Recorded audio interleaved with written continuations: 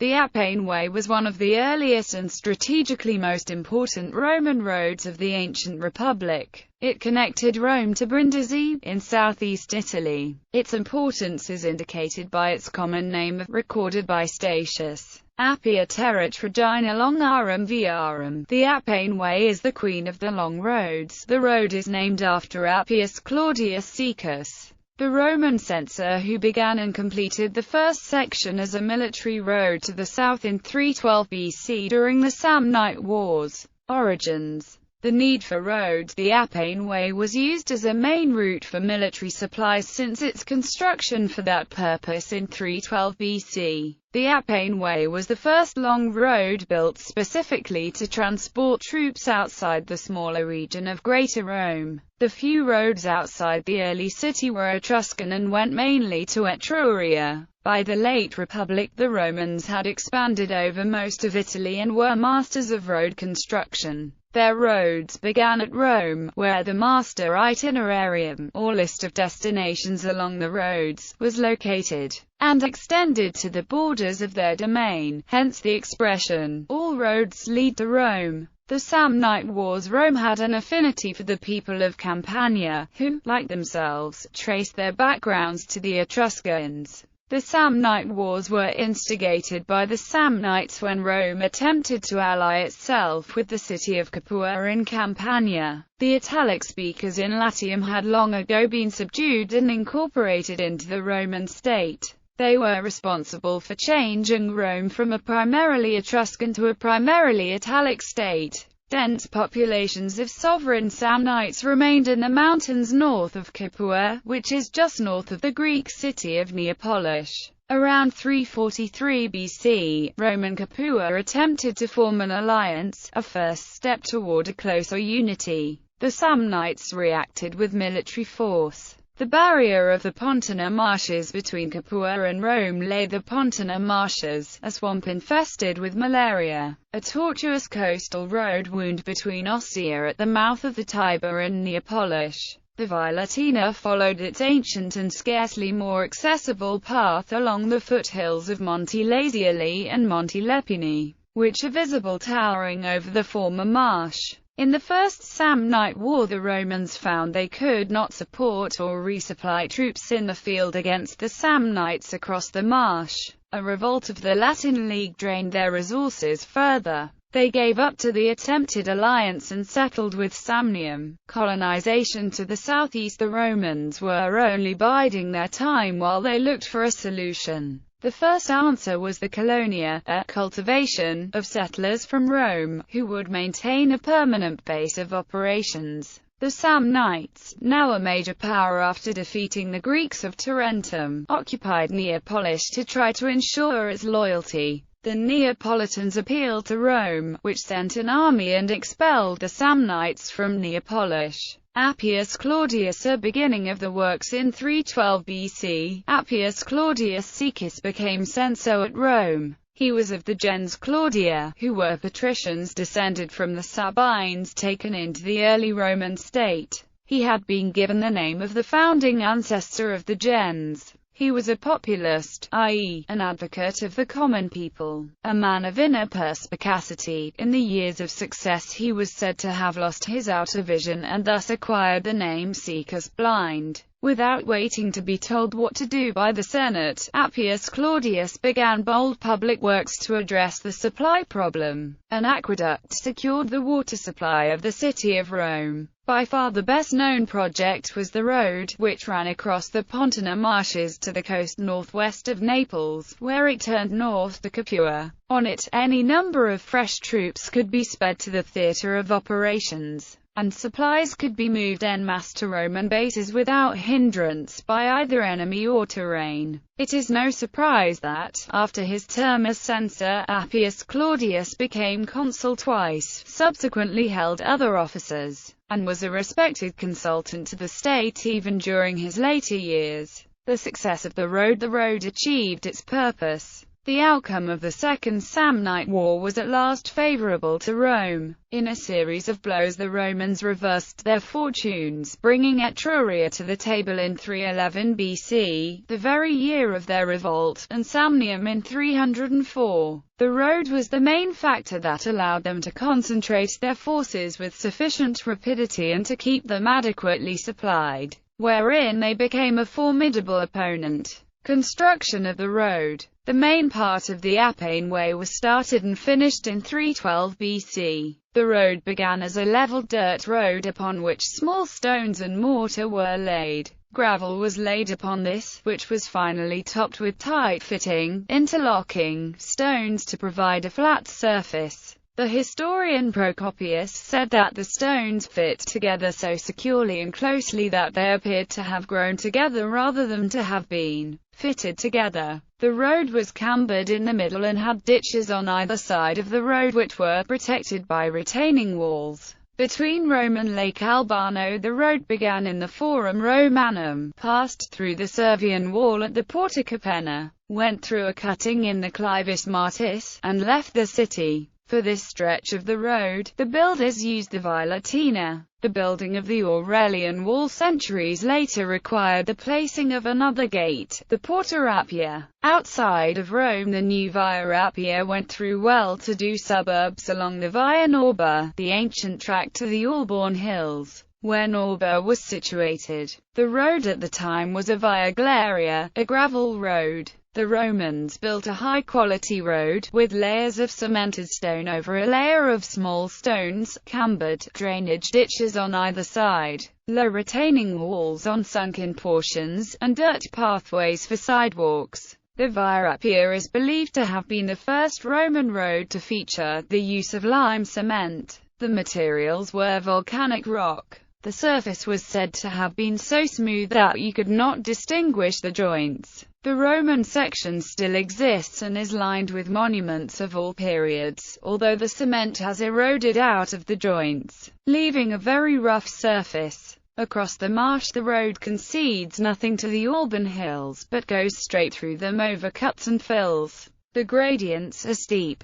Then it enters the former Pontiner marshes. A stone causeway of about 31 kilometers led across stagnant and foul-smelling pools blocked from the sea by sand dunes. Appius Claudius planned to drain the marsh, taking up earlier attempts, but he failed. The causeway and its bridges subsequently needed constant repair. No one enjoyed crossing the marsh. In 162 BC, Marcus Cornelius Cathagus had a canal constructed along the road to relieve the traffic and provide an alternative when the road was being repaired. Romans preferred using the canal. Along the coast the Via Appia picked up the coastal road at Terracina. However, the Romans straightened it somewhat with cuttings, which form cliffs today. From there the road swerved north to Capua, where, for the time being, it ended. Caudine Forks was not far to the north. The itinerary was Aricia, Tristabine, Forum Appi, Terracina, Funda, Formari, Minturni, Suessa, Casilinum and Capua. But some of these were colonies added after the Samnite Wars. The distance was 212 kilometers. The original road had no milestones, as they were not yet in use. A few survive from later times, including a first milestone near the Porta Appia. Extension to Beneventum. The Third Samnite War is perhaps misnamed. It was an all-out attempt by all the neighbors of Rome, Italics, Etruscans and Gauls, to check the power of Rome. The Samnites were the leading people of the conspiracy. Rome dealt the northerners a crushing blow at the Battle of Sentinum in Umbria in 295. The Samnites fought on alone. Rome now placed 13 colonies in Campania and Samnium. It must have been during this time that they extended the Via Appia 35 miles beyond Capua past the Caudine Forks to a place the Samnites called Maloentin, Passage of the Flocks. The itinerary added Calatia, Cordium and Beneventum. Here all also entered the Via Latina. Extension to Apulia and Calabria by 290 BC. All was over for the sovereignty of the Samnites.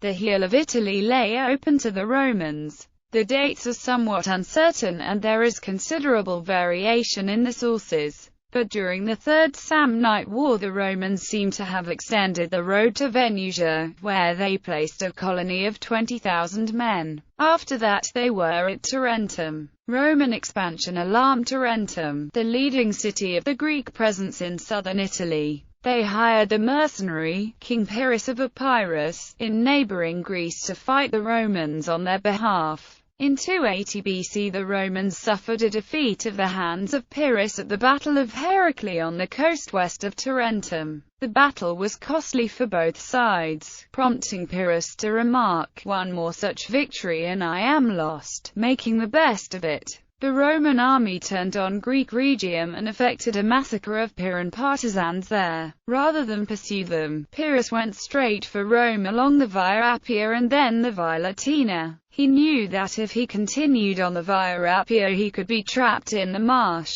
Wary of such entrapment on the Via Latina also, he withdrew without fighting after encountering opposition at Anagni. Wintering in Campania, he withdrew to Apulia in 279 BC, where, pursued by the Romans, he won a second costly victory at the Battle of Asculum. Withdrawing from Apulia for a Sicilian interlude, he returned to Apulia in 275 BC and started for Campania up the Nice Roman road. Supplied by that same road, the Romans successfully defended the region against Pyrrhus, crushing his army in a two-day fight at the Battle of Beneventum in 275 BC. The Romans renamed the town from Maleventum to Beneventum as a result. Pyrrhus withdrew to Greece, where he died in a street fight in Argos in 272 BC. Tarentum fell to the Romans that same year, who proceeded to consolidate their rule over all of Italy.